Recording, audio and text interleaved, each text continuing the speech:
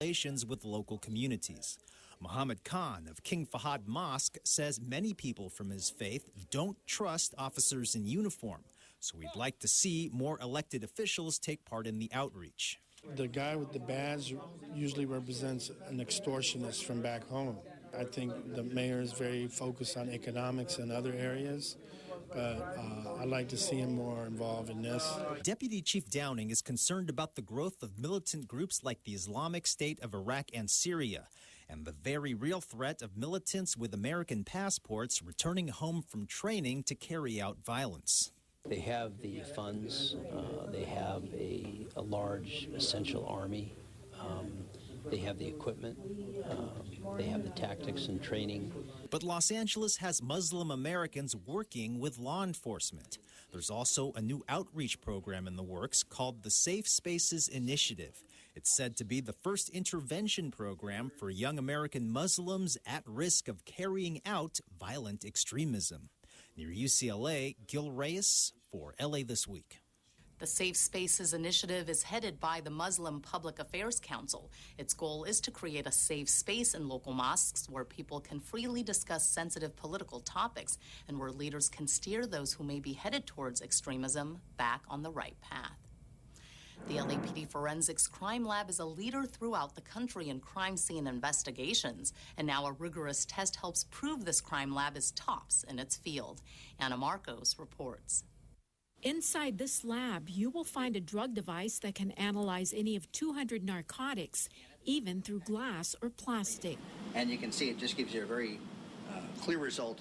There are computer programs that match bullets or shoe prints left at a crime scene with those left at other crimes, and which identify make and manufacturer.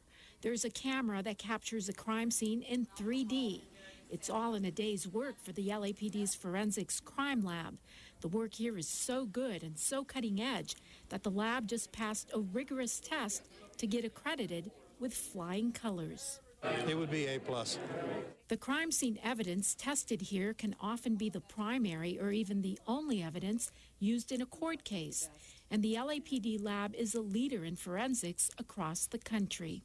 It's very important that we be accurate and that our results be completely reliable and irrefutable. Every juror wants to believe that when the expert witness takes the stand, they can believe in everything they're telling them in order to make their decision. Every 5 years, the lab must meet more than 800 criteria in order to get accredited. Everything from employee work habits to how machines are calibrated, like this breathalyzer. The equipment gets checked, but it's the more than 200 employees who make the difference between accuracy and mistakes. They get tested rigorously. The saying that a chain is no stronger than the weakest link applies. A laboratory will not be accredited if every analyst in the laboratory is not qualified, competent, and doing the work in accordance with their procedures. The lab recently helped nail down evidence that kept a man behind bars in what police are calling a serial murder case in the Valley. Firearms, bullets, DNA, shoe prints, narcotics. Anything a criminal leaves behind at a crime scene is fair game for lab workers, whose meticulous efforts often help catch the bad guy. I'm Anna Marcos for LA This Week. Even though the full accreditation happens only every 5 years, the lab must also undergo surveillance visits once a year. The giant rubber ducky at the Port of LA has been the talk of the town. As Rasha Goel tells us, the attraction that's been a big draw for visitors has also been good for business. It's definitely been a hot spot for pictures. If you were down at the Port of LA in the past month, you couldn't help but catch a glimpse of the big yellow rubber duck. It was a temporary art installation created by Dutch artist Florentine Hoffman and was part of the Port of LA's 5-day Tall Ships Festival. Due to an overwhelming response, the duck stay was extended. Over the 5 days of the Tall Ship Festival, the duck and the tall ships, mostly the duck, brought a total of 277,000 people down to the LA waterfront. I had to come down here because I'm a fan of ducks. I have ducks in my bathroom. I have ducks all over. Over the last few weeks, people saw not only one, but 2 ducks, as a baby duck joined in on the fun. So what's the big fascination? Well, for spectators, it's the world's largest rubber duck, and it's 62 feet tall. And for local businesses, it's helped increase sales here at the Port of Los Angeles. The tall ships were fine, and but the duck was a big draw. It's brought more people in my shop. Officials say they are still reviewing the economic analysis, but are estimating the benefit to be in the millions. Attractions such as this one are a small part of the big plan to help make the LA waterfront a destination for tourists. Fishing was a big industry down here. Canneries, shipbuilding, all that's gone away. So we realize that on the community side, if we can build the LA waterfront and make it a tourist destination, people will come and spend their dollars. The big rubber duck may have already said its farewell, but it's left a lasting impact at the Port of Los Angeles. That old Sesame Street song, you know, rubber ducky, you're the one, you know, so that's been going in my head for a long time now. Bring it back every year. Leave it here. I don't care. In San Pedro, I'm Rasha Goel for LA This Week. While the duck days of summer may be over, the 10-foot baby duck has found a new home and will be staying at the port. A city leader wants LA to create a homeless czar position, more trees in one harbor community, and a new mural at a local park. These stories and more in City Beat. Councilman Jose Huizar, whose district includes Skid Row, is asking the city to create a homeless czar position. Currently, the Los Angeles Homeless Services Authority, a joint city-county agency, is largely responsible for homeless services and coordination for the city. But given the size of Los Angeles and the scale of the problem, Huizar's motion calls for the city to establish a full-time position to manage homelessness initiatives across the city. Huizar also currently announced a joint city-county effort that not only cleans the streets of Skid Row every other month, but also provides social services to the homeless. Councilmember Jose Huizar recently honored Kate Del Castillo, a successful Mexican artist, human rights advocate, and LA resident. In addition to her entertainment work, Del Castillo was named ambassador of the Mexican Commission on Human Rights to Combat Human Trafficking in 2009 and launched the Blue Heart campaign to raise awareness and fight against human trafficking in Latin America. Del Castillo has 5 films set for release this year, including The 33, co-starring Antonio Banderas. Councilman Joe Buscaino joined community members to celebrate the planting of 136 trees in San Pedro along Pacific Avenue and 9th, 13th, and 22nd Streets. This latest project continues the tree planting initiative in Buscaino's district that started in Wilmington and Harbor City, where 110 trees were planted. The next stop will be Watts, where more trees will be planted to improve the 15th Council District's tree canopy. The multi-agency effort included the LADWP and the city's Bureau of Sanitation. A new mural at Fox and Laurel Park in San Fernando was recently unveiled. The infusion of art at the green space in Councilman Felipe Fuentes' district came at the urging of the community. The 100-foot mural was designed in collaboration with local residents and is representative of Pacoima, its past, present, and future. Artist Christy Sandoval was selected to render the final design due to her extensive experience as a muralist and her involvement in the San Fernando Valley. The mural was funded by a community development block grant received by the Los Angeles Neighborhood Land Trust. Art, it's a tie that binds. 2 groups of disabled artists separated by an ocean share their struggles and triumphs through their passion for art. The exhibit is now on display at the Chinese American Museum.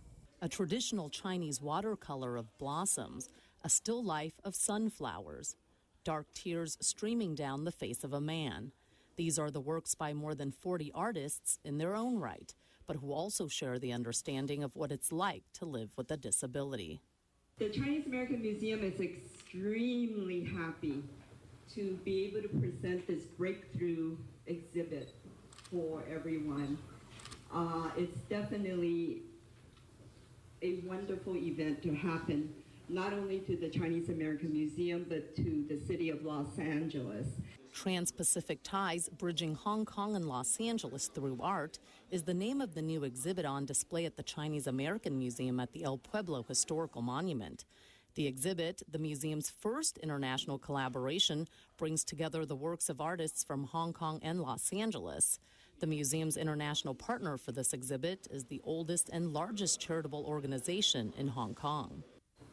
I am honored to be able to bring artists with disabilities from the Tonghua Group of Hospitals here to Los Angeles to be able to share their artistic talents with everyone. The exhibit not only exemplifies the artists' shared passion for art, its mission is to encourage an ongoing dialogue about the shared histories and challenges that unite the community of artists, no matter their origin. 30 pieces of artwork featured are from Hong Kong and 20 from Southern California. Visitors to Los Angeles will be able to see the great work that we're doing here and in our reaching out in friendship to our brothers and sisters across the Pacific. The Southern California-based Chinese Parents Association for the Disabled was the other partner in the exhibit. The show runs through December 14th. In this week's list of things to do, a Lobster Fest, a tour of Union Station, and eat, drink art. The Los Angeles Municipal Art Gallery's famed fundraiser, sponsored by Los Angeles Magazine, will take place on Saturday, September 13th from 7 to 11 p.m., with a VIP reception from 5:30 to 7 p.m. at the Barnsdall Art Park at 4800 Hollywood Boulevard. The event, called Eat, Drink Art, a kaleidoscope of the senses, will be catered by celebrity chef Chris Morningstar. There will be live musical performances, and KCRW's DJ Dan Wilcox will also be spinning tunes. In addition to live painting, performance artists, giant puppets, and more, the evening will also feature a silent auction of the works of more than 45 emerging and renowned artists. For more information and to buy tickets, go to barnstall.org/eatdrinkart. The annual Port of Los Angeles Lobster Festival is upon us. This year's 3-day event takes place Friday to Sunday, September 12th, 13th, and 14th. The Lobster Festival features fresh discount Maine lobster meals flown in fresh daily and cooked on the spot. Lobster lovers will enjoy a scenic outdoor park along LA's historic waterfront and shops at Portugal in San Pedro. There's not only lobsters on the menu, but more than a dozen bands are also on the festival's entertainment menu, as well as dancing, street performers, tall ships, and more. Portugal Village is located at the intersection of 6th Street and Harbor Drive in San Pedro. Hours vary each day. Go to lobsterfest.com for details. Metro is offering a special tour of Union Station on the second Sunday of each month as part of its celebration of Union Station's 75th anniversary. The next tour takes place on September 14th from 10:30 a.m. to 12:30 p.m. Led by trained Metro art docents, the tours will cover historic Union Station art, architecture, and spaces not generally open to the public. Tours are free. Reservations are not required. Union Station is located at 800 North Alameda Street. Meet at the information booth inside the Alameda Street entrance. Go to metro.net for details. And that's a look at some upcoming things to do. The Salvadoran community in Los Angeles recently celebrated their roots and heritage with a parade through the streets of Hollywood. Rasha Goel has more. Patriotic flags, people in authentic dresses, and Councilmember Mitch O'Farrell as the Grand Marshal were all part of the 14th annual Salvadoran Parade held near the intersection of Van Ness and Santa Monica Boulevards in East Hollywood. It's a tradition to have the parade in this thoroughfare, and this is a corridor that has lots of Salvadorian residents and businesses, and it's a gathering spot for the Salvadorian community. Happy Salvadorian Independence Day! The parade is also a celebration of the Central American country's Independence Day, which falls in September. So far, we have been being like a country when we don't have a war, and we're trying to grow as you know, as a family, and little by little we have been doing that. The Salvadoran community is the second largest Hispanic group in Los Angeles. I'm Rasha Goel for LA This Week. That's going to do it for this edition. Thanks for joining us. I'm Ellen Chang. A reminder that you could catch us online at lacityview.org. You can also follow and like us on Facebook. We'll see you back here next week for more of LA This Week.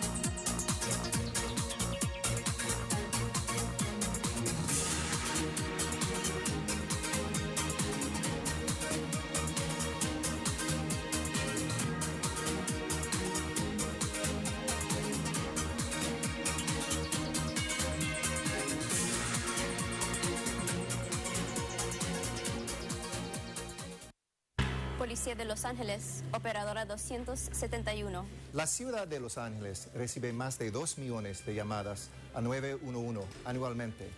Y un significado de esas llamadas no son llamadas de emergencia. Hola, yo soy su alcalde, Eric Garcetti, y este es su jefe de policía de Los Ángeles, Charlie Beck. 911 se debería usar cuando tenga llamadas de emergencias tales como preservación de vida, un crimen en progreso, prevención de un crimen o un peligro público. Si su llamada no es emergencia, como una fiesta ruidosa, discusión, molestia pública o propiedad perdida o desaparecidos, usted puede marcar 1-877-ASK-LAPD para que la policía responda. Recuerde, llame 1-877-ASK-LAPD para llamadas que no sean de emergencia. Gracias. Departamento de Policía, operadora 611.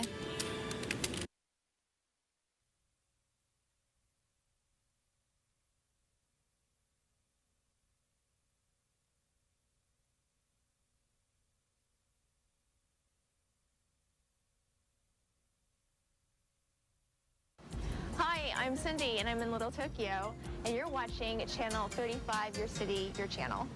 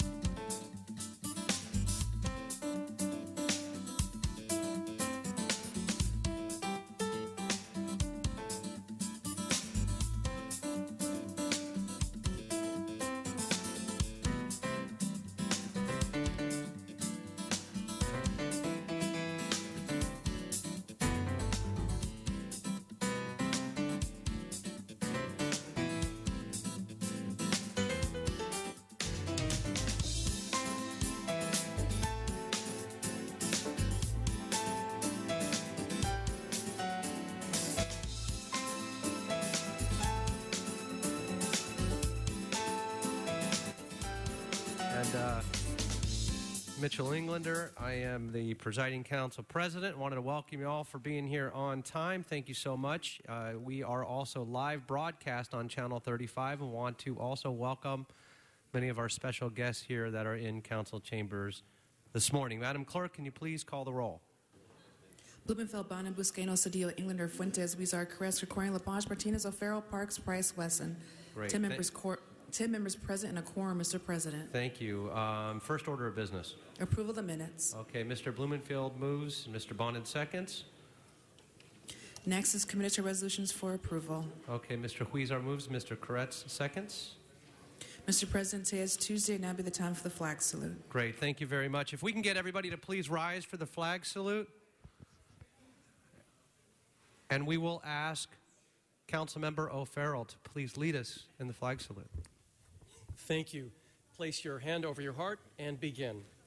I pledge allegiance to the flag of the United States of America and to the republic for which it stands, one nation, under God, indivisible, with liberty and justice for all. Great, thank you very much. Madam Clerk.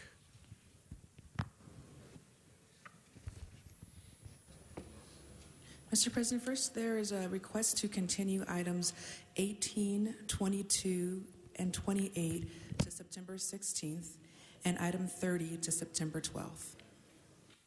Okay, 18, 22, and the others? And 28 to September 16th, and item 30 to September 12th. Okay, that'll be the order without objection. What do we have next on the agenda? Items 1 and 2 are items noticed for public hearing. The Department of Building and Safety requests to continue items 1Q and R to September 23rd, and also reports that items 1A, B, E, and F may be received and filed inasmuch as the liens have been paid. Okay, that'll be the order. Do we have cards on the remaining items? Yes, cards on items 1 and 2. 1 and 2. So we'll hold 1 and 2 on the desk.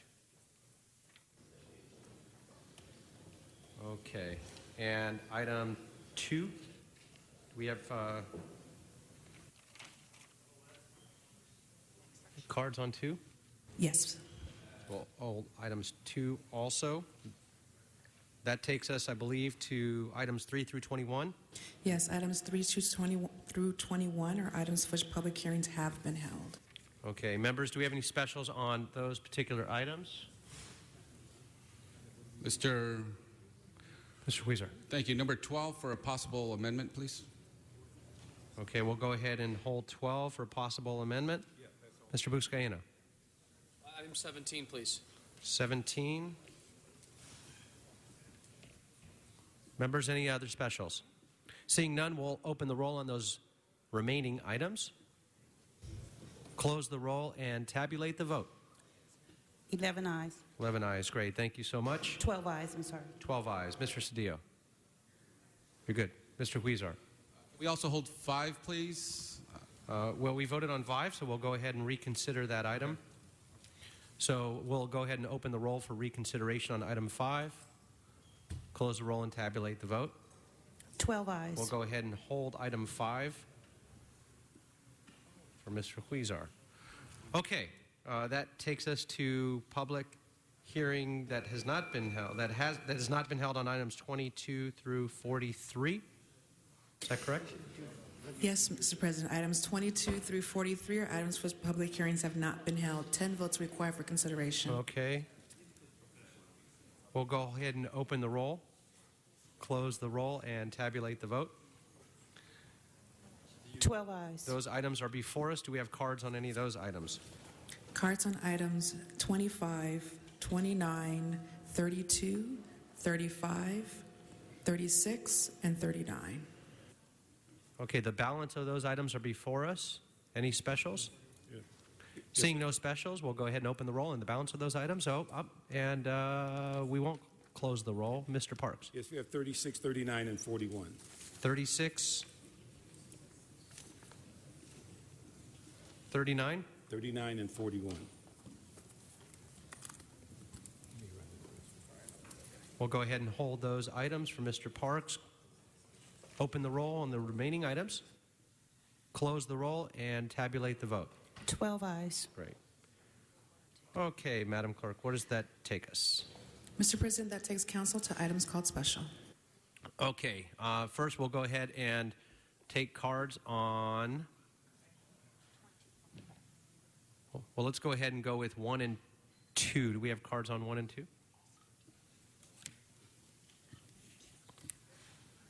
Okay. On item 1, 1D, Jose Escobar, followed by 1J, Rod Sellard, followed by Gregory Jones. In that particular order, if you folks are ready, come on up to the podium. We'll ask that the first speaker come to the podium, if you would, and the other 2 speakers just stand behind the second set of velvet ropes so you're ready to speak. Good morning, sir. Good morning. Good morning. Anytime you're ready. Well, I was wondering about this bill that they're charging me for $2,729.81. I don't really know what this bill is all about.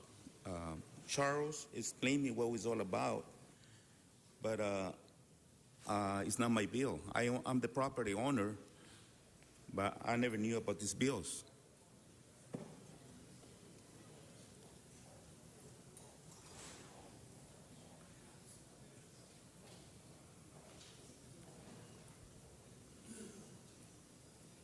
Okay, we'll go ahead and continue your item for 2 weeks. And if you could, go ahead, sir, and go to the side of the chambers over here, and the council office is going to come talk to you and meet with you as well. So on 1D, for Mr. Escobar, we'll go ahead and continue that for 2 weeks. Mr. Koretz. Thank you, Mr. President. I'd like to have us reconsider item 1R and then continue that for 2 weeks as well. We've been working with the property owner to resolve it. Okay, it's already continued. So we did continue that one, okay. yes. Yeah, we were reading your mind on that one. Yes, thank you. And I'm sorry, Mr. Krikorian, Okay, got it. No, thank you so much. Sir, please, sorry about that. Yes, sir. As per the last city council meeting, I have the required permit in hand for the property. And a young lady that was here last time got the letters that I had given to the inspector and to the commissioner for the illness and the out-of-town work that I'd been doing. I don't know if you want to see this or... Excuse me? 12232 Miranda. Okay, the council member's, his office is going to come talk to you on the side of the ropes as well. Okay, thank you. Okay, so we'll come back to that one. Thank you. Mr. Jones? Yes. Good morning. Mr. President. How you doing? I'm trying to work something out with Mr. Charles, but I really don't think I owe this because I did fix it, and I thought that it was cleared up about 3 or 4 years ago, but it doesn't seem to. And the reason that it took me so long to fix it, I almost chopped my toe off trying to fix it, and they had to put my toe back on. So that's what took so long to fix the property. But I really don't think I owe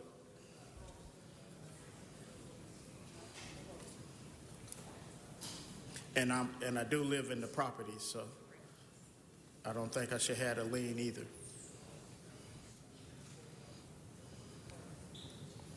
Can you confirm your address? 2817 Dalton Avenue, Los Angeles, California, 90018. Okay, I believe that's Council District 8. Council District 8. Okay.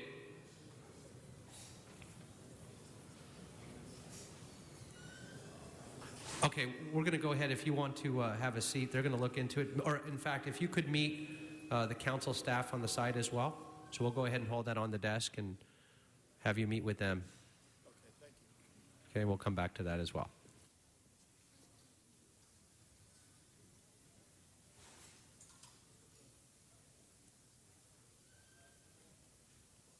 Okay, Mr. Rodney Barnes, followed by Nancy Lee.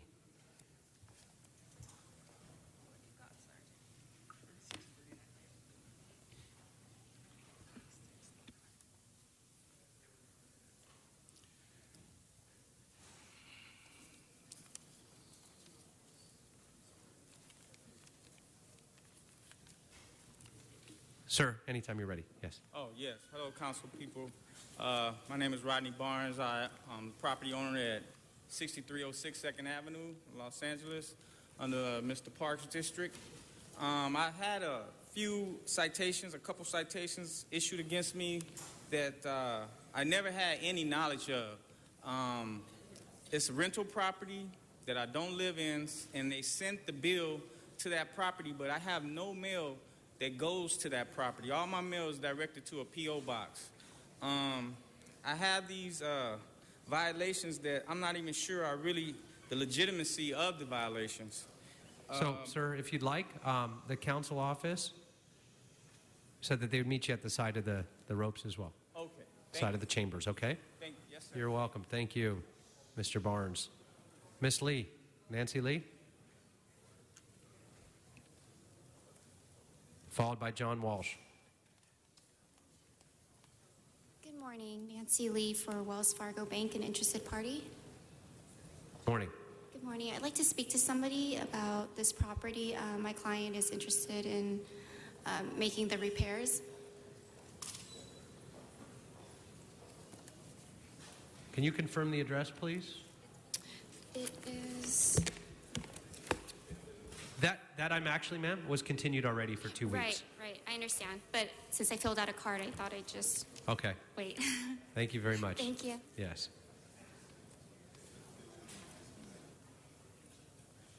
John Walsh, blogging at HollywoodHighlands.org or straight J. Walsh Confidential.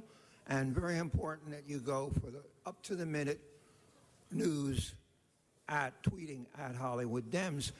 You notice what happens here every single time. Those people who are facing liens, who are smart enough to come down here and protest, the lien is postponed for 2 weeks. You speak to the councilman's woman's deputy, and guess what happens? That's right. Your lien is substantially reduced, because I have never seen anyone in the past 5 years come back 2 weeks later and say you didn't reduce my lien, and no anger. John, apparently your timer isn't working, but I've spoken for about 1 minute. HollywoodHighlands.org. Thank you. So I believe that concludes all of the cards. Were there remaining items? Was that it? Were there remaining items that were on one that we didn't have cards for that we can vote on? Or should we continue one and come back to it, Madam Clerk? Yes, there are items that you can vote on. Okay, so we'll go ahead and open the roll on those remaining items. The ones that we held on the desk, we'll hold and come back to those after resolution. Open the roll, close the roll, and tabulate the vote. 12 ayes. Thank you very much. Okay, so now we are on item 2, called Special for Cards. Laura Bullock, followed by Sonia Rodriguez, followed by Maria Ibarra. Good morning. Good morning.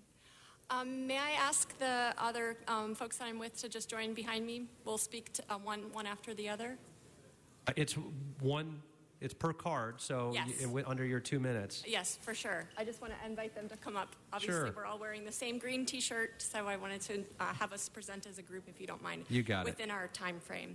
My name is Laura Ballack. I'm with the Trust for Public Land, and I'm joined today by other staff members from the Trust for Public Land and the Avalon Green Alley Green Team, a group of community members all here in green T-shirts that are part of an effort to green the alleys in South Los Angeles within Council District 9. This item that's presented today is part of a larger pilot effort to green alleys in the project area. The alleys in South Los Angeles and across the city of Los Angeles are largely underutilized spaces. They represent 900 linear miles of right-of-way. And in South Los Angeles, they are places of illegal dumping and illicit activities. So the project, and specifically the item to redesignate this portion of alley, will demonstrate the possibilities of greening alleys for community benefit, stormwater infiltration, and just creating places of social cohesion. As you can see behind me, we have a large group of people, and this is just part of it. So the Trust for Public Land, along with our many nonprofit partners and NGOs who could not join today, would like to thank the council and specifically Councilman Price for his leadership in this effort. And I would like to also recognize this is a city project led by LA Sanitation Watershed Protection Division. So thank you. Good morning. My name is Sonia Rodriguez. I'm a member of the community in South LA with the project of the alley cleanup, Equipo Verde, Green Team, and we are all volunteers. And it's very important for us our alleys to look with a green environment to provide a safe environment for our children.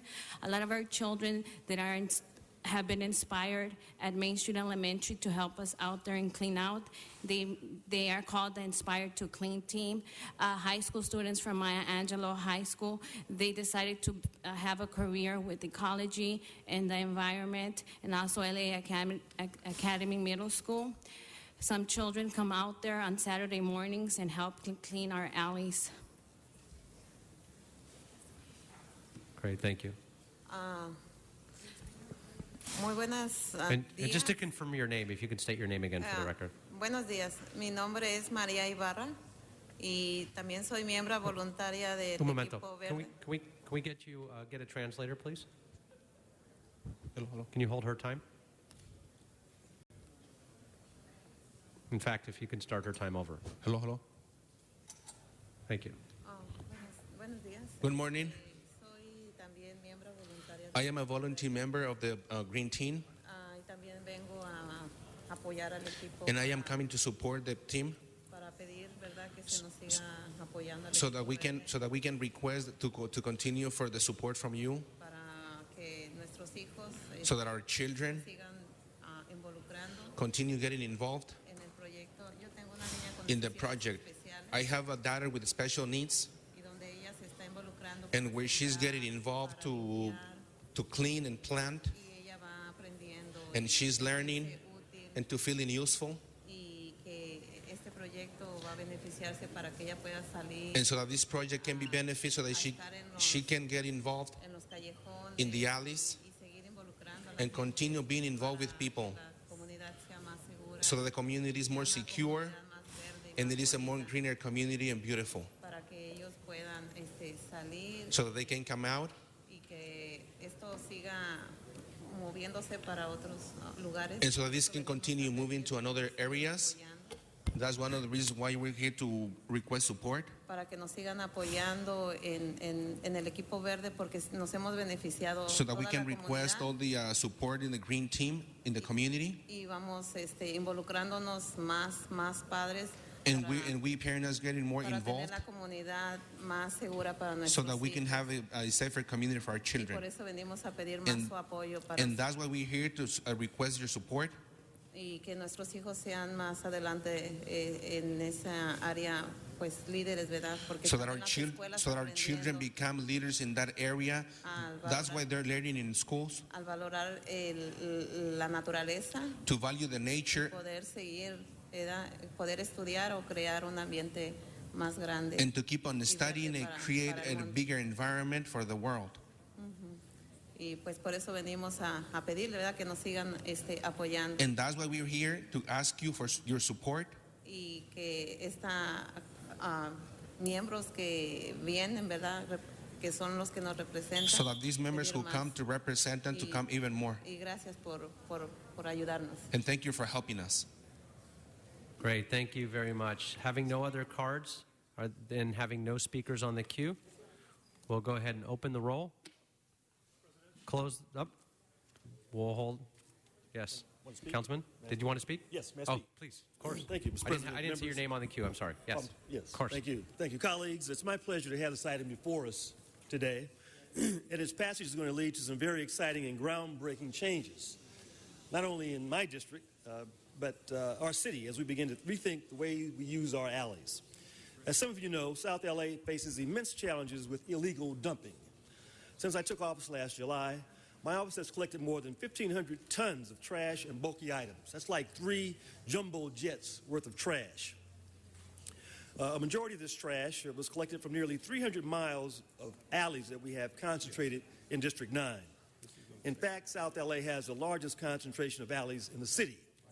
The purpose for most of these alleys has long been forgotten, and sadly, many have become dumping grounds for bulky items, trash, debris, and a number of toxic and hazardous materials. This doesn't just present an eyesore to the community. It blocks egress and egress to homes, invites criminal activity, and severely impacts the basic quality of life for residents. But in partnership with the Trust for Public Lands, representatives of whom you've heard from this morning, our community is embarking upon a monumental effort to transform our alleyways into usable green space for all to enjoy. Our first set of alleys, the ones we are vacating today, will provide multiple benefits to our community, including adding critically needed open space in a park-poor community and giving our youth a beautiful, usable green space to enjoy. Our first set of alleys, I look forward to adding as many of these green alleys as possible to the district, which also helps us to bring about public art along with stormwater reclamation. I'm very proud that the 9th will be the first place in the city to implement green alleyways, and I encourage all of my colleagues to look to this program and to reinvent open space throughout the city. And I urge your aye vote. Thank you, Mr. President. Thank you very much, Councilmember Price. With that, we'll go ahead and open the roll, close the roll, and tabulate the vote. 14 ayes. All right, that passes. Thank you so much. All right, colleagues, we're going to go ahead and take next. Councilman Parks. I think we resolve L and O, 1 L and O. L and O? Okay. Yeah. Did you want to move forward with the vote on those? Let me just do 2 things. One, if we can ask for a continuance on L for 2 weeks so they can resolve it. And we'd like on O that the charges for that particular one should be, let me get my piece of paper, $148 rather than the $18.05. Okay, so on that first one, it'll be continued till September 23rd. Is that correct? 2 weeks? Yes. And we have the new amount on the second one. We'll go ahead. We'll go ahead with those suggestions. Do we need a second, City Attorney? Okay, Mr. Koretz will second, and we'll go ahead and open the roll, close the roll, and tabulate the vote. 14 ayes. Great, excellent. Thank you so much. The next items we'll take are items 22, 25, 29, 32, and 35, all called special for cards. Again, 22, 25, 29, 32, and 35. Sean, on items 25 and 29. Yes, good morning. I'm back from summer break. Item 25, I support. It's good for the city. Item 29 is good. Thanks. Great, thank you very much. All right. Next, Donna, item 35.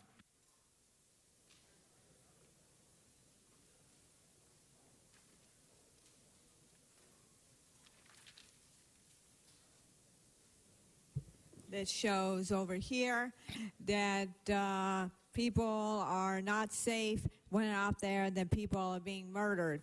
So it shows that we should be able to have the ability to be able to arm ourselves so that things like this wouldn't happen. If that person was able to, we were able to have weapons on us, then we wouldn't be able to be killed by these murders. And it shows that ISIS might also come out here, so we need to be well armed and be able to ability to use them properly. People go to the gun range, so I say that we need to keep ourselves safe, and so things like this won't happen.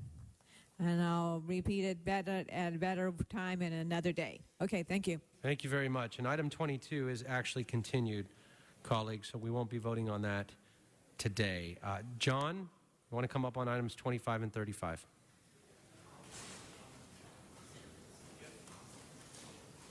John Walsh? Okay. We'll take a pass on those two. Oh, you're here. I'm sorry. I didn't see you walking up. I thought I heard you say Sean. John Walsh, blogging at HollywoodHighlands.org. Let's go first to item 25. This is the Hollywood Walk of Fame, which is in terrible, terrible condition. The cracks, people slipping, falling, and it's a nonprofit that runs it that's hooked in with the city council. Come on out. I'm going to put on my website the worst stars conditions on Hollywood Boulevard. This is for Los Tigres del Norte. It's about time. The population of Hollywood is about, or the city of Los Angeles is about what, 50, 60% Hispanic? There are about 9 to 10, maybe 11 Hispanic stars. It is the walk of racism. I could name you 20 famous Mexican, Central American stars and generally Hispanic stars who do not have a star on the Walk of Fame, and that is because of racism. Number 22, this is the appointment of Cielo Castro to the Board of Fire and Police. 22 was continued. So 32. Cielo Castro to the Fire and Police Pension Commission. We're all in favor of it. What we don't like is that she was forced by our racist mayor to, only half racist, on his mother's side. If you get appointed, you have to give the mayor a signed, undated letter of resignation. You vote once against what the mayor wants you to do, and he puts the date on you, and you are out. Now, Bradley didn't do that, but incidentally, you've never seen that in the L.A. Times, because the L.A. Times reporters are flirted with by the mayor, and they give in, both men and women, especially the men reporters. Number 35, another offer for identification, conviction, murder of Ramon Estrada. Snitches get stitches. You combed your records and got up here and proudly said you've awarded one reward in the past 20 years. It's a game. These rewards mean nothing because the gang, incidentally, there is a gang war that's just started in Hollywood, in the city of Los Angeles. That's why the fun bus was shot up. You don't care. The people up here don't give a damn as long as it stays in South L.A. If the gang war spills over to where the white people live, west of La Brea, they will do something about it. The gangs know this. They continue to fight in the area where they are contained. And what is the gang war about? The gang war is about control of selling narcotics in bars. Notice a bar owner was shot to death in South L.A. on the street the other day. Coincidence? No. Enemy action. And remember, the members of these two gangs that we're talking about had me as a substitute teacher because I taught in South L.A. for a quarter of a century. So they know who I am. I used to be their substitute teacher. And they very seldom forget me because people in the street stop me now and say, you were my substitute teacher for one day a quarter of a century ago. And so that's 35. And we just like to say that HollywoodHighlands.org. And when I come back under public comment, that's when I'm going to take the roof off this building, HollywoodHighlands.org.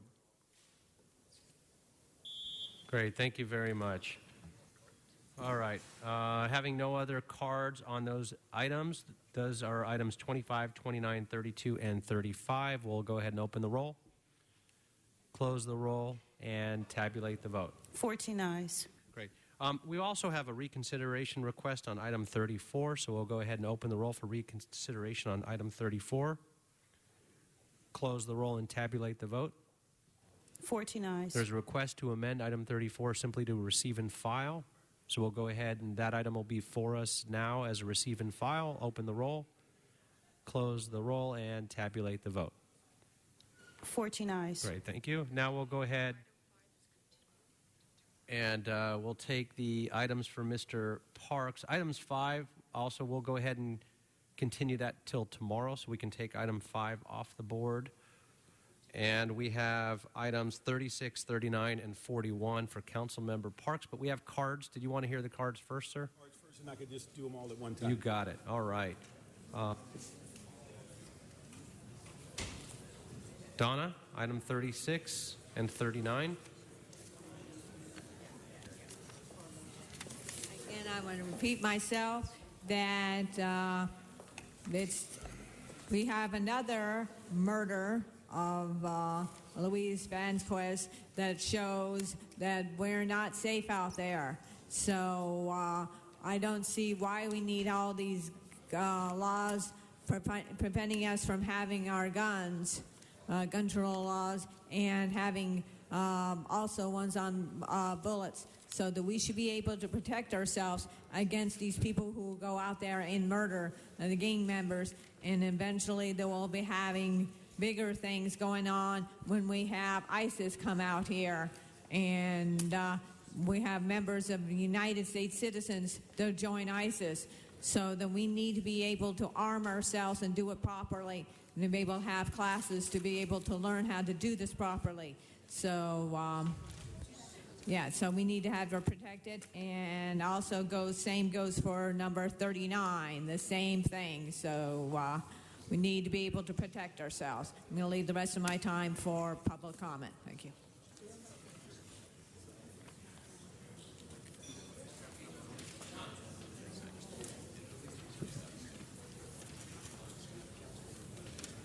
Okay, Councilmember Parks.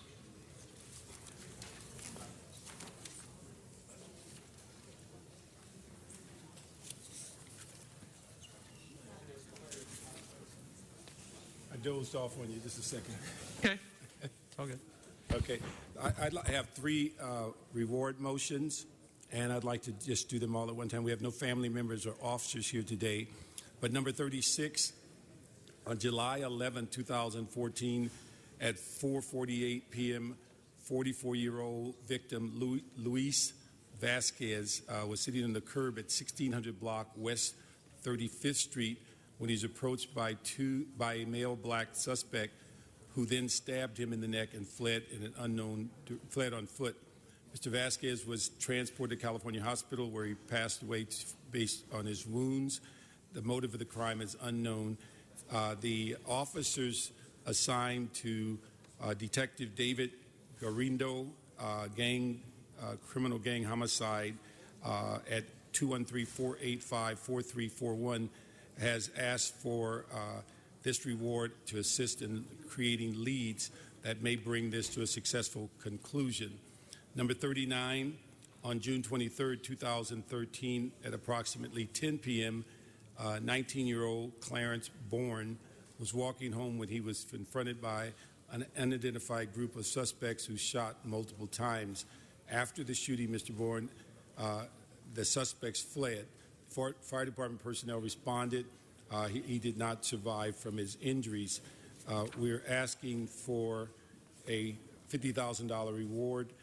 Detective Garindo from Criminal Gang Homicides, 213-485-4341 is the contact. And then finally, on the last one is a renewal of a reward motion. On August 25th, 2012, 6:30 p.m., 39-year-old Tyree Rowe was shot while seated in his vehicle at 1957 West 77th Street. The suspects fled the location in an awaiting vehicle. Mr. Rowe was transported to a local hospital where he was deceased. The detectives, Durazo and Ross from Criminal Gang Homicide, 213-485-4341, is asking for assistance. We'd ask on all 3 of these reward motions of $50,000 on each, and that we ask the public for whatever information they have to assist LAPD to come forward to help solve these 3 cases. Thank you.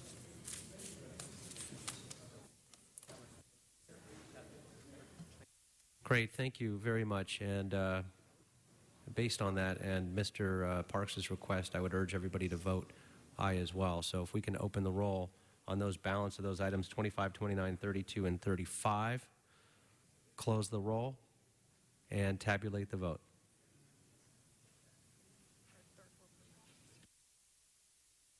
I'm sorry, 36, 39, and 41. Apologize for that. 14 ayes. Great, thank you very much. Just keeping on your toes. All right. And in light of the sidebar conversation on 1J, there's been a request to continue that for 3 weeks to September 30th. So without objection, 1J will be continued for 3 weeks. Okay. And that's September 30th. September 30th is correct. So we're going to go ahead and go to item 17, called special by Councilmember Buscaino. You've got 30 seconds.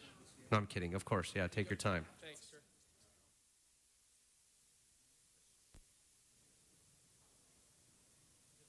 Has 12 been circulated with amending motions yet? So we're ready on item 12? Yes, 12A and B have been circulated. Okay. But we're not ready yet because there's more coming. So we'll go ahead and hold off on 12 as well. We'll go to general public comment. So we'll start off with the fun part of the program for general public comment. And first we've got Willis Clark.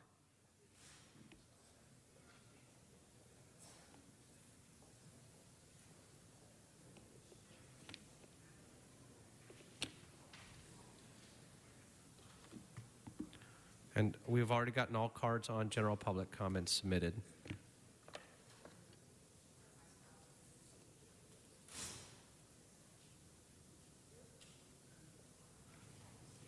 Good morning, sir. You can go ahead and speak. I'm Sergeant Willis Buddy Clark, Jr., retired Marine for the United States Marine Corps, PTSD, which is post-traumatic syndrome trauma disorder. And I was going to speak, but the fellow who represents World Peace Now for a billion signatures can say it much better than I, so I'd like to introduce Scotty Brower. Sir, yeah, you don't have a card, though, filled out? Yes. You do have a card. So, okay. So we'll go ahead, if you want to go ahead and speak, and we'll take your card now. And just say your name again. Scott Brewer. Great, thank you. I am the founder of Peace Now and the organizing member of the International Cities of Peace Resolution. First, I want to thank Councilman Koretz, Krikorian, Councilman Huzar, Councilman Englander, Councilman Blumenfield for all being sponsors or co-sponsors or seconds on this, and the General Counsel for their help in allowing Los Angeles to become a leadership take a leadership position to show the world that a diverse and complicated city with many people can take a role in establishing peace by setting goals, by recognizing peace. And this resolution establishes, through your proclamation, that Los Angeles is an international city of peace. Thank you very much. Thank you very much. Truly appreciate that. Sean.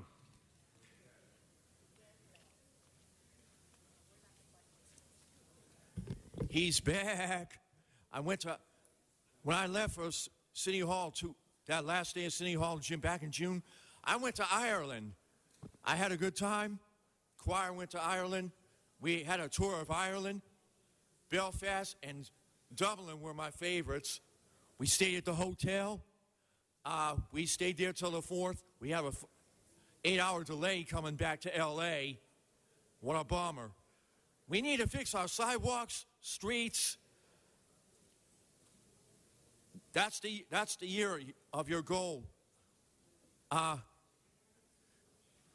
tour guide told me when Ireland runs City Hall up there, when people say a bad word in Irish, they get thrown out. They don't give you warnings. They throw you out. That's something to think about.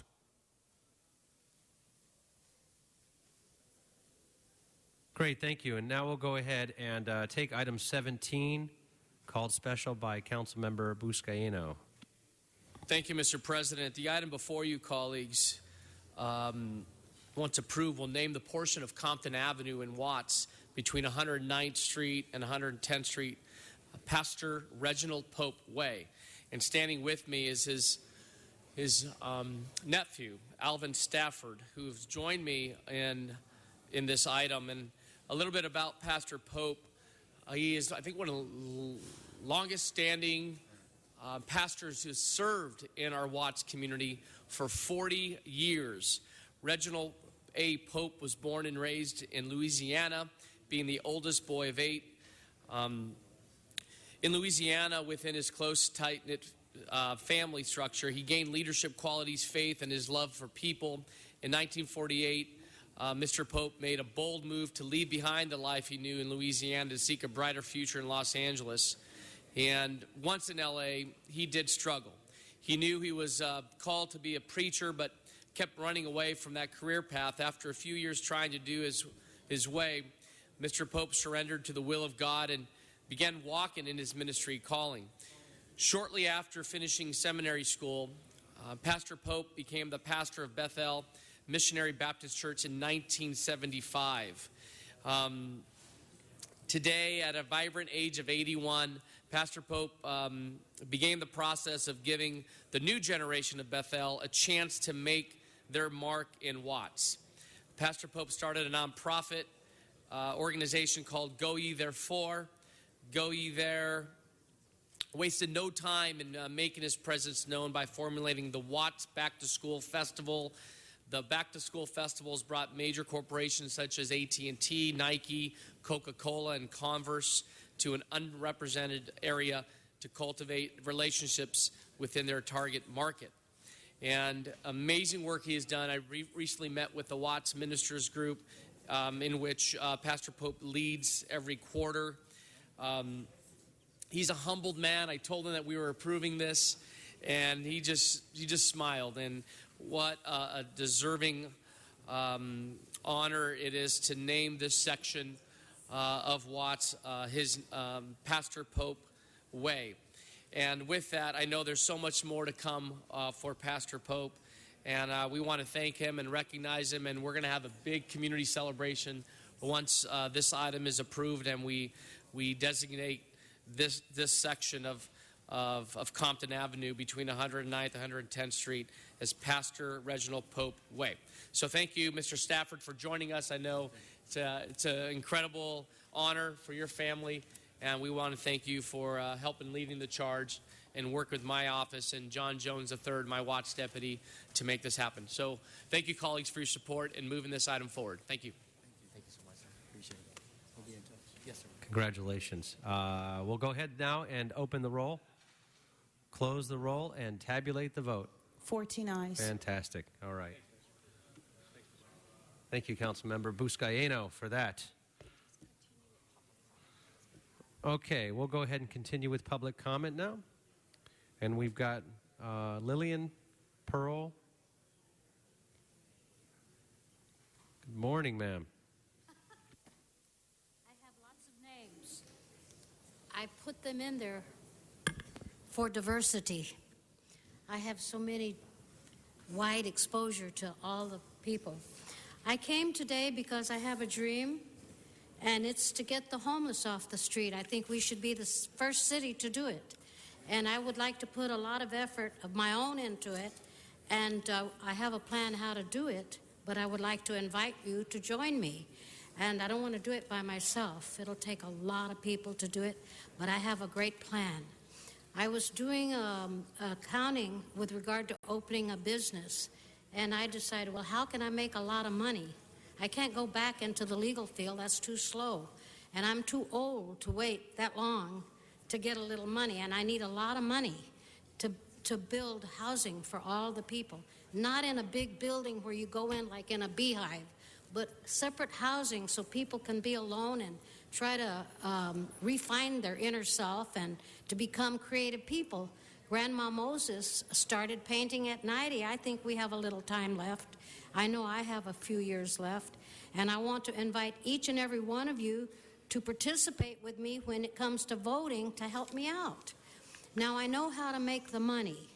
I've already done figures for 2.5 years, backwards and forwards, upwards and down. And I can make money roll like a gold river. I mean it. And it's so much money, it's laughable. I just burst out laughing when I think, oh my God, I can make $30 million a day. Oh my God, I can make $60 million a day. Oh my God, this is impossible. But I did the figures, and if I can do the figures, I can make it happen. It doesn't mean I'm going to do it by myself. Actually, the first month should take 10,000 people on the outside, and on the inside, a smaller percentage of people, but we'll be cooking things, and cooking things that we will vend. Now, there's money in vending. Thank you, ma'am. Thank you. Okay? Thank you. Your time is up, so but really do appreciate you coming and speaking. Got to let some other speakers come up now. Thank you so much. Is this Kelvin Berman Harrison?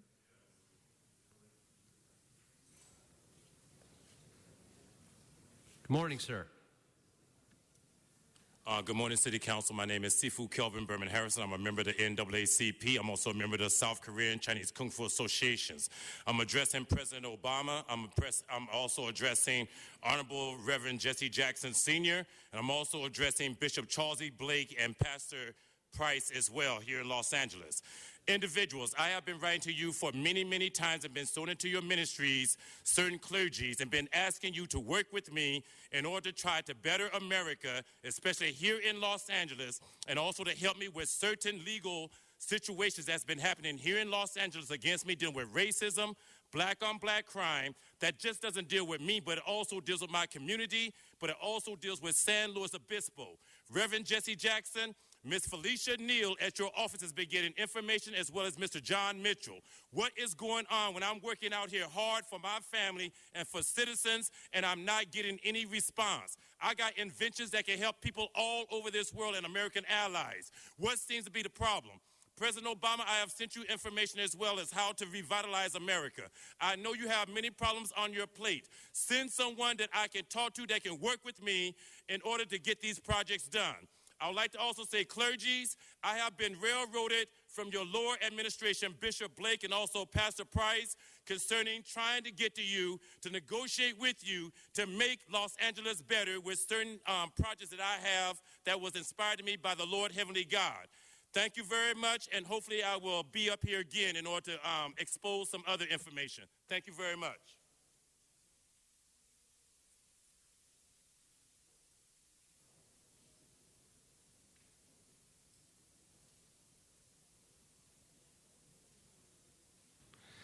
Donna, come on up. You're the next contestant for public comment. Anyway, we need to fix Hill Street. I fell at First and Hill, and my hip hurts. You should open video conferencing. Miriam's too sick to come today, but you should open up the video conferencing. You gave $3 million to settle with a white man offended by a black supervisor. Certainly you have the money to reopen video conferencing, allow the vote of San Fernando Valley disabled and San Fernando Valley to speak. Anyway, I wanted to tell you, you can't get peace until you eradicate terrorism. Those who want to destroy you. Our country and the whole world is in danger with ISIS. ISIS even penetrated Denmark. ISIS is gaining members everywhere, many places, including England and U.S., United States of America, I meant to say, and Denmark. They're conquering more regions, and President Obama is doing nothing here and abroad. He has no military experience. He has no strategy. When beheading took place, he went and played golf. Is shown to be weak in Iraq, where he pulled out early, caused a vacuum, and for a need for ISIS. He let out Abu Bakr Baghdadi, who started up the problems with ISIS. We also need to destroy Lieutenant General Adain Sadawi and Fidel al-Halal and they're instrumental as ISIS. In the Krishna Bible, the Antichrist will come back from the Middle East, and it might be more than one. ISIS. ISIS is butchering Christians. We need cooperation with other countries so that we all can do it together, but we may need boots on the ground. We can't just say, no, definitely no boots on the ground. We can't wait. Our country needs to defend itself. Law-abiding citizens need to have the ability with so-called assault weapons. Our politicians will not protect them, so they'll be in a bunker. Great. Thank you very much. John Walsh.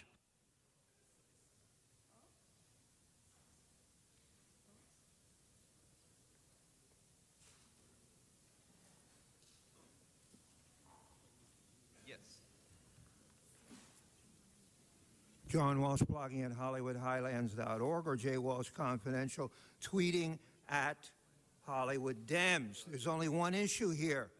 A deputy city attorney has been arrested for kiddie porn, child porn, on his computer. He worked out at the airport. They seized his computer 10 months ago. That's when his confederate, city attorney Pure, put him on paid leave. He's been making money for 10 months. He has full benefits. Now, I have been told, okay, they never searched a city computer, the Lala computers or the City Hall computers, for kiddie porn. Now, this man, whose name is Christopher Garcia, who is not Hispanic, he is not Hispanic. You figure out what he is. He's laughing at you. He's making a full salary, and what are you doing? You're doing absolutely nothing. Now, we're asking the city attorney, who has been shielding this man for 10 months. We only found out when the LAPD, at the behest of the FBI, arrested this man. This man is not just a city attorney, Mr. Garcia. He was a Superior Court LA judge pro tem. I got all that information from Metropolitan News, and he was also a U.S. attorney under Obama. There is a vast conspiracy of kiddie porn. I want everybody's computers up here to be washed and checked for kiddie porn, especially the deputy city attorney up here and others.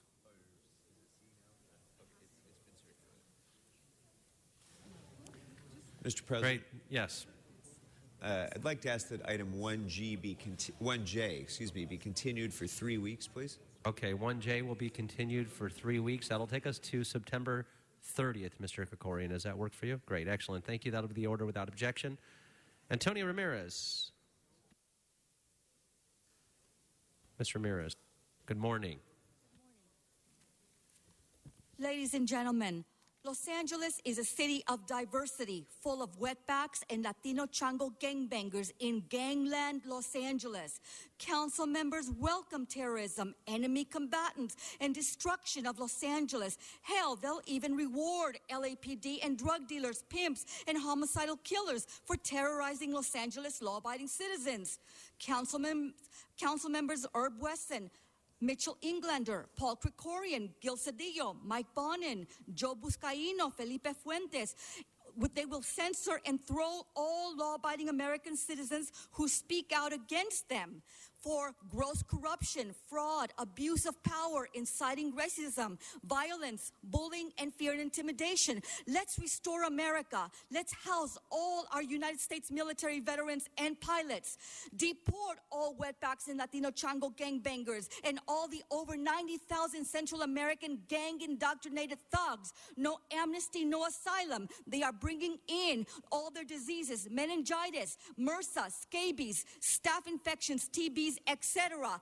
I highly recommend this book. It's called America on the Brink by Frosty Wooldridge. Again, this is a book that you need to buy. Again, America on the Brink. And it will inform all people as to the crisis that we are facing in America. Again, let us restore America. Let's deport all these illegals, and let's again restore the moral fibers of America. Again, all we want is safety, public safety all across this land. Again, we are owed that. Americans and our military veterans and our pilots are owed that. Let's get rid of these terrorists and gangbangers and wetbacks and all these enemy combatants. Let's make America whole. Let's get our military veterans out of the streets. God bless America and the military. Jose Martinez, followed by Daniel. Daniel Gus? Yeah, I see you. All right. Whoever's ready first, come on up.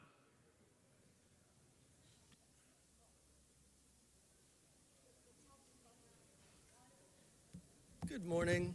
I'm in possession of an email from a sitting city commissioner at Animal Services who describes Animal Services. The sitting commissioner describes it as a leaking rowboat and no way to plug all the holes at once. This email from the sitting city commissioner has been provided to the controller's office. I am offering Mr. Koretz's office a chance to find out why a city commissioner says that Animal Services is a leaking rowboat. There's failure to collect millions of dollars. There's thousands of missing animals. And the city controller's office is aware of it, but for some reason they've not solicited the information that this city commissioner is pointing out. I know Mr. Koretz's office thinks that, gee, why did he write about it and not come to us? So here's the city's commissioner's own words. Animal Services is a leaking rowboat, no way to plug all the holes at once. Before Mr. Hirsch in Mr. Koretz's office accuses me of another hatchet job, I'm giving the city an opportunity to fix its problems. Because we know why Mr. Hirsch protects Ms. Barnett, don't we? So here is a city official's own words. You've got a leaking rowboat on your hands. Millions of dollars is not coming into the city as it should. The city cannot account for thousands of missing animals. And Best Friends, which took in $234 million between 2008 and 2012, owes the city hundreds of thousands of dollars. So you complain about money, but Best Friends with its $234 million apparently owes the city hundreds of thousands of dollars. This is your chance to fix it before I write about it. Thank you very much. Daniel Gus? No longer here? Oh, I'm sorry, Daniel. That was you. I was reading another card. Jose Martinez. That was the name I read earlier. No longer here. Okay, that's what I was going to do. All right. So with that, we have item 12 before us. And on 12, we're going to go ahead. The recommendation is to accept items A and C and receive and file item B. Seeing no speakers on the queue, that'll be the item before us, to accept A and C and receive and file item B. Open the roll, close the roll, and tabulate the vote.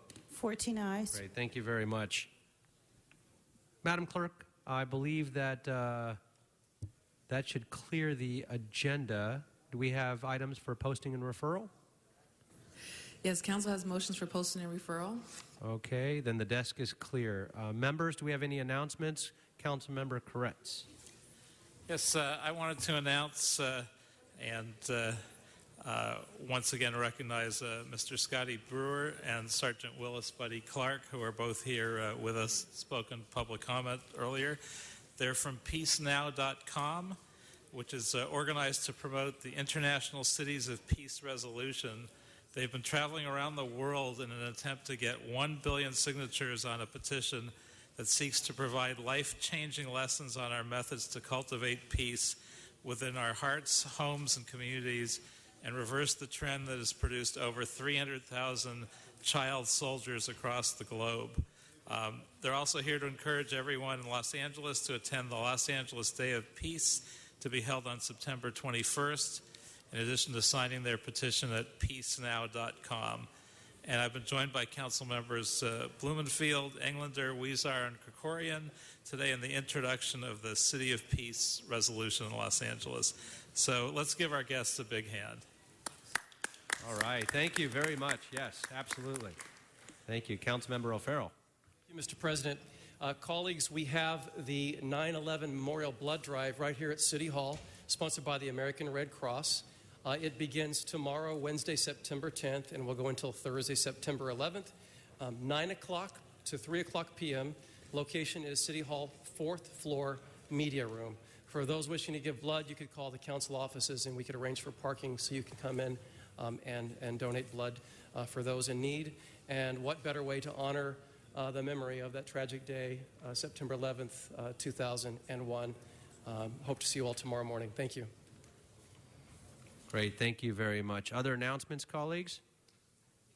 Councilmember Cedillo for announcements? Yes, I have one. It's very exciting, though incomplete. Many of you who've known me and my staff know Mario Beltran, who's worked for me for many years, a great leader in his own right. At 1 o'clock this morning, he went with his wife to Kaiser Downey, and they're having a baby. And so it's very, very exciting to welcome the birth of their new child. But I don't have any other details from the ones that came in very, very early. But so I'll update you tomorrow, and we'll see the growth of this child by then. Excellent. And please congratulate on our behalf as well. Councilmember Buscaino. Just want to announce newest member of Team Buscaino, Joseph Campbell, our ledge deputy that you'll see on the floor here. Step right up, Joseph. Get on Channel 35. Let all the millions of people watching live see you. Joseph, can you please take a seat at the center table so we can all have a round of questions and interviews and interrogation? Okay. No. Just finished a great internship in Mayor Garcetti's office. We're pleased to join him. A lot of energy, and he's so happy to be working with each and every one of us. So welcome aboard, Joseph. Great. Congratulations. Nice to see staff flowing the other way now. All right. So with that, seeing no other announcements, if we can get everybody in chambers to please rise for adjourning motions. We'll start off with Councilmember Price. Thank you, Mr. President. Members, I rise today to adjourn in the memory of a legendary musician, a loving father, grandfather, and a dedicated community leader. Gerald Wilson, a musician for more than 75 years who delighted millions all over the world with his music, passed away yesterday morning. He was 96 years old. A jazz icon, Gerald Wilson began his career as a youth teen, playing at Detroit's Plantation Club in the 30s. Wilson later served in the U.S. Navy, and while there, he played with musicians like Clark Terry, Willie Smith, Jimmy Nottingham, and would later be reunited as the Great Lakes Experience Big Band. In the 1940s, Gerald made his way out to Los Angeles and began working the club circuit along the famous South Central Avenue corridor, including the famous musical venues like the Dunbar Hotel. It was along Central that Gerald solidified his musical career, providing guidance and assistance to a number of up-and-coming jazz musicians like Bobby Bryant, Harold Land Jr., Jack Wilkins, and many others who helped to make L.A. the epicenter of jazz on the West Coast. For more than 7 decades, Gerald played and arranged for a tremendous number of jazz legends, including Duke Ellington, Dizzy Gillespie, Nancy Wilson, Sarah Vaughan, Ray Charles, Julie London, Ella Fitzgerald, Diana Washington, and many others. But Gerald was also driven to do more for his community. So he spent several years as a professor at Cal State University, LA, Cal State University Northridge, Cal Arts, and the University of California at Los Angeles, hoping to train a new generation of jazz fans and musicians, where he was recognized several times by students and faculty as Teacher of the Year. Just a few months ago, we all had the honor of watching Mr. Wilson perform at the Central Avenue Jazz Festival, a venue he regularly came back to, largely because of his love and fond for memories on Central Avenue and the community that he helped build so many years ago. Watching him perform was an experience for me, and I was moved personally by this man's ability to move the crowd. Even at 95 years, He just marked his 96th birthday last week. And in fact, we had some discussions with his family about honoring him in council within the coming weeks. Mr. Wilson is survived by his beautiful wife, Josefina, whom he shared more than 65 years with, 4 children, 4 grandchildren, and 2 great-grandchildren.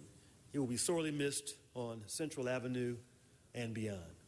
Thank you. Thank you. Councilmember Koretz. Thank you, Mr. President. And in a way, this is an adjournment that's about the Beverly Hills Courier, which is a newspaper that I've been reading for almost 50 years, because it not only covers Beverly Hills, but the surrounding area on the west side. 2 months ago, we adjourned in memory of a dear friend of mine, the philanthropist and business person Paula Kent Meehan, who had recently purchased the Courier and was its chairperson. She was 82 at the time of her passing, and that was a great sadness for myself and everyone in Beverly Hills. This past Sunday, the Beverly Hills Courier and all of us lost another titan of that organization with the passing of its founder and publisher emeritus, March Schwartz. He was 97. Born nearly a century ago in Philadelphia, he would stow away on a boat and ended up in China, first as a university student and then as an aide to General Joseph Stilwell during World War II. He later became the public relations officer in Washington, D.C. for First Lady Eleanor Roosevelt. With the end of the war, he came here and attended Southwestern Law School, but decided the newspaper business was his true calling, so he went to work for the Los Angeles Mirror, rose to the editor for the Mirror News, and then became the advertising manager for the New York Times West Coast edition. Then he decided to found his own community paper, and on July 22nd, 1965, the first edition of the Courier was published. In 1978, he became a member of the White House Press Corps, subsequently covered Presidents Carter, Reagan, George H.W. Bush, and Bill Clinton. He was a titan of journalism and a great civic hero for Beverly Hills, serving on the board of the Friars Charitable Foundation and being named Citizen of the Year by the Beverly Hills Chamber of Commerce and Man of the Year by the Beverly Hills Education Foundation. He reluctantly gave up the day-to-day operations of the Courier and sold the paper after suffering a debilitating stroke in the early 2000s. He had met his wife, Linda, in 1996, and they had been constant companions from then until his death. He had 4 sons, 3 daughters, 10 grandchildren, and a great-grandson. His funeral service will be at 2 p.m. this Sunday at the large chapel at Hillside Memorial Park. According to his wife, he had always quipped, "I prefer to be buried on a Sunday so as many people, friends and enemies, may attend." March Schwartz had countless friends and created a great paper which is still going to this day, and he will be much missed for a very significant impact that he had. Thank you. Any others? I have 2. Colleagues, our veterans are true heroes. The veterans that come out of the military and join our city family as sworn officers, the Los Angeles Police Department or the Fire Department, are superheroes. It's shocking that we stand here today in memory of yet another Los Angeles police officer. Eric Alcaraz, a 24-year-old Los Angeles Police Department patrol officer, was killed this past weekend in a traffic collision in Torrance on Saturday, September 6th. Alcaraz was driving his own private motorcycle when he collided on Western Avenue just before 5 p.m. on Saturday. A driver in a Kia Optima turned left from West 234th Street onto Southwestern and collided with him. Alcaraz, a Marine Corps veteran, worked for the Los Angeles Police Department for only 18 months. He just finished his 1-year probation, and in fact, Sunday, would have been his first day assigned to West LA area. This marks now 7 officers this year. He leaves behind his mother and his father. I didn't get the opportunity to meet Eric, but I was having dinner with a dear friend of mine this weekend who is also an LAPD officer. And his daughter had the privilege of actually dating Eric a couple times. And he heard the news, and the family knew him, and said that if you had to create the ideal American, if you had a blank piece of paper and say, what would a true superhero be? It's Eric. This is the kind of person and an individual we look for and hope for to come into our lives. And so it is with deep sadness that we mourn his passing at a very young age, 24 years old. He had been living at home with his parents, just saving enough money to buy his own house and really start his career and his life. He was taken way too soon and too suddenly. We'll let you know as soon as arrangements are made so we can all participate and join the family as well. It is also with great sadness that we announce the passing of Roman Catholic Bishop Siluro Flores, who passed away on September 6th. He was a native of Corona. His father was an immigrant from Sinaloa, Mexico. He received a bachelor's degree from Loyola Marymount University, and he studied law at Stanford University. He practiced law in Riverside and Los Angeles counties prior to entering St. John Seminary in Camarillo in 1986. Flores practiced business litigation law for a decade in Riverside and Los Angeles counties before being ordained in 1991 as a priest in the Diocese of Orange. He was then consecrated as an auxiliary bishop of the diocese in 2009. After serving in several posts in Orange County, he was named as a co-adjutor bishop in San Diego by Pope Benedict the 16th in January 2012. In September of 2013, he became the 5th bishop of the San Diego Diocese, succeeding Bishop Robert Brahm, who retired. He was the first Hispanic bishop to preside over San Diego. Flores selected his episcopal motto, "For the greater glory of God." His service was marked by commitment to youth and to the disadvantaged. Bishop Flores is the cousin of my executive secretary, Cindy Varela.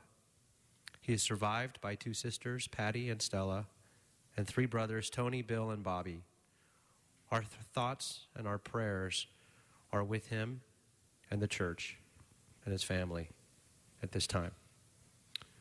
Seeing no other adjourning motions, thank you all. Be safe.